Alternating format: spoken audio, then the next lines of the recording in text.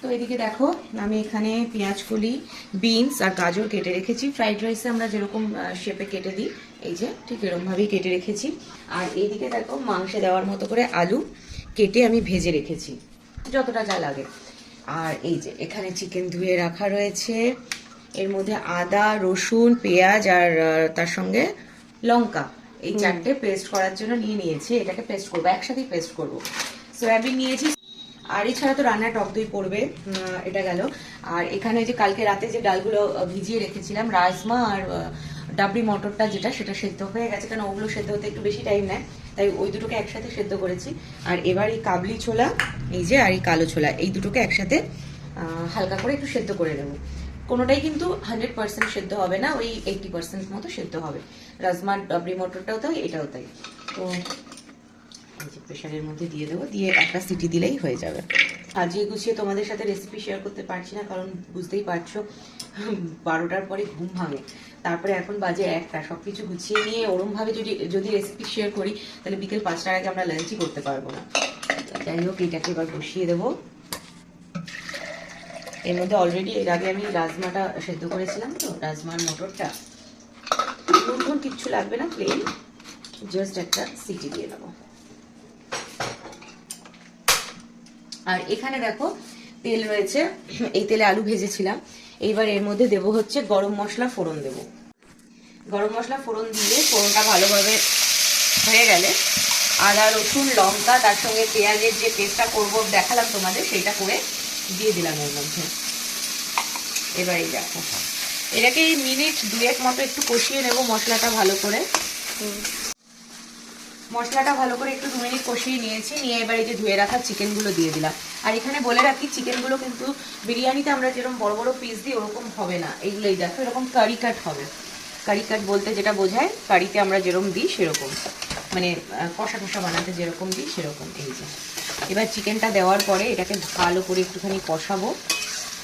মশলার যে এক্সট্রা জলটা আছে, মানে বাটা মশলায় যে এক্সট্রা জলটা আছে, সেটা ভালো করে যখন শুকিয়ে যাবে, তখন এর মধ্যে আমি বাকি জিনিসগুলো অ্যাড করবো। আর আমি এখানে দেখো, এখানে 750 মতো চাল আছে, এই যে দেরাদুন চাল, যেটাকে ভালো করে ধুয়ে ভিজিয়ে রেখে দিয়েছি। এটা ওই মোটামুটি 1 ঘন্টা মতো ভিজিয়ে রাখতে হবে। আর এক্ষেত্রে তোমাদের যে সয়াবিন দেখালাম, সয়াবিন দেবো বললাম, এইটা তোমরা চাইলে নরম করে, মানে সেদ্ধ করে নিয়ে সয়াবিন যেটা আমরা নরম করে ইউজ করি সেরকমও করতে পারো। আমি শর্টকাট প্রসেস ইউজ করি, এই যে ডাইরেক্ট প্যাকেট থেকে খুলে নিয়েছি আর এই কড়াইতে দিয়ে দিলাম। কারণ হচ্ছে এটা প্রেশার কুক হবে তো, আর এখনও এর মধ্যে রান্না হবে, কাজে ওটা খুব আরামসে ভালোভাবে সেদ্ধ হয়ে যাবে। আলাদা করে আর আগে থেকে করার দরকারও পড়ে না, সময় বাঁচে খানিকটা। এটাও এখন চিকেনের সাথে ভালো করে কষবে। চিকেনটা একটু ভালোভাবে কষে গেছে, দেখো জল যেটা ছিল বাটা মশলা সেটাও শুকিয়ে গেছে। এবার আমি এর মধ্যে খানিকটা দই দিয়ে দেবো।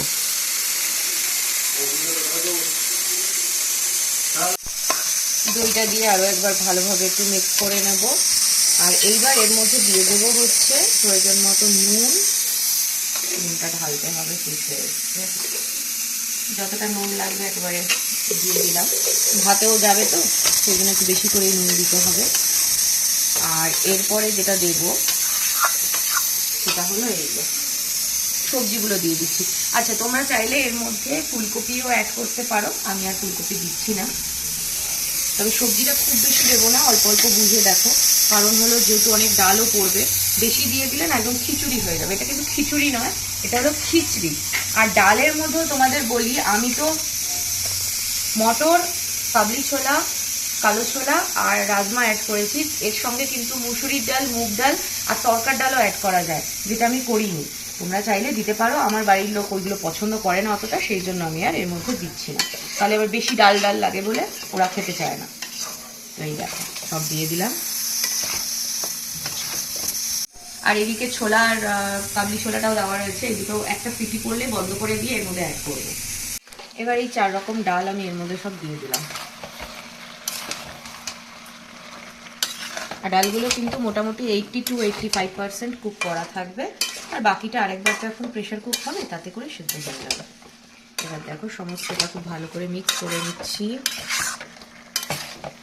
মশলা কি করেছে দেখেইছো, খুবই সামান্য মশলা, সামান্য তেল, প্রচুর পরিমাণে ডাল, সবজি, চিকেন সব কিছু একসঙ্গে, তো ভীষণই হেলদি কিন্তু এই খাবারটা। বানাতেও ডাল ঠালগুলো আগের দিন ভিজিয়ে রাখলে বেশি সময় লাগে না বানাতে, আধা ঘন্টা থেকে ম্যাক্সিমাম 40 মিনিটে হয়ে যায়, কিন্তু ভীষণই হেলদি অ্যান্ড টেস্টি একটা খাবার। আচ্ছা, এর মধ্যে এবার আমি দিয়ে দেবো ওই 1.5 চামচ পরিমাণে একটু চিনি। চিনিটা এটার টেস্টটা ব্যালেন্স করবে, একটু মিষ্টি মিষ্টি হবে না কিন্তু টেস্ট ব্যালেন্স করবে, সেই জন্যই দেওয়া। ব্যাস দিয়ে দিয়েছি, এবার চালটাকে অ্যাড করে দেবো।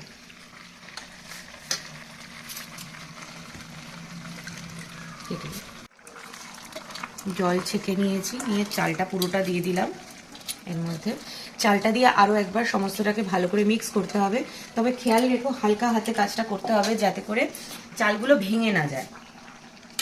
এই যে ঠিক তলা দিয়ে এরকমভাবে হালকা হালকা করে মিক্স করে দিতে হবে। আর কি বলো তো, এখন আমার যে লাইফস্টাইলটা যাচ্ছে সেটা তো তোমরা খুব ভালো করেই জানো, আমি মাঝে মাঝেই তোমাদের সাথে সেই কথাটা শেয়ার করি যে সারা রাত জাগা চলে, সারা রাত জেগে হয়তো সকালবেলা 7টা 7:30টার সময় একটু ঘুমোই, আবার 11টা 11:30, ম্যাক্সিমাম আজকে যেমন 12টায় উঠেছি, তো এর মধ্যে ওঠা হয়ে যায়। তারপরে উঠে গিয়ে বাচ্চার আবার স্নান করানো, তেল মাখানো, এই সমস্ত কিছু থাকে, ঘরের টুকটাক কাজ থাকে, নিজেদের কাজ থাকে, সব কিছু সামলিয়ে না 10 পদ রান্না করাটা ইম্পসিবল। যদিও আমার সমাধি আছে, সমাধি অনেকটাই হেল্প করে দেয়, সকালে জলখাবার করা, ভাত ডাল এগুলো করে দেয়, কিন্তু তা বলে ভালো মন্দ খেতে তো সবারই ইচ্ছা করে বলো। এটা হলো একসঙ্গে টেস্টি খাবার, হেলদি খাবার, আর তার সঙ্গে ভীষণই সহজভাবে হয়ে যায়, কম সময় হয়ে যায়। তাই এইটা না, আমার মতো যারা ভুক্তভোগী আছে এরকম লাইফস্টাইলে, মানে যাদের প্রচুর হেক্টিক যাচ্ছে জীবনটা, তাদের ক্ষেত্রে কিন্তু ভীষণই ইজি একটা রেসিপি।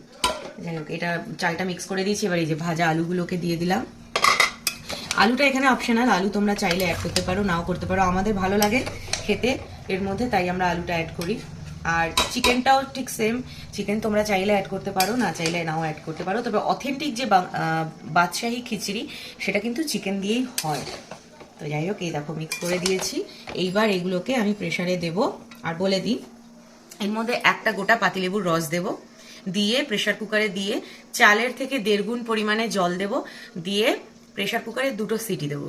2টো সিটি দিয়ে 5 মিনিট স্ট্যান্ডিং টাইম দিয়ে ওর যে ভেতরের ব্যাপারটা থাকে, প্রেসারের ভেতরে যে ব্যাপারটা জমা হয় সেটাকে রিলিজ করে দেবো।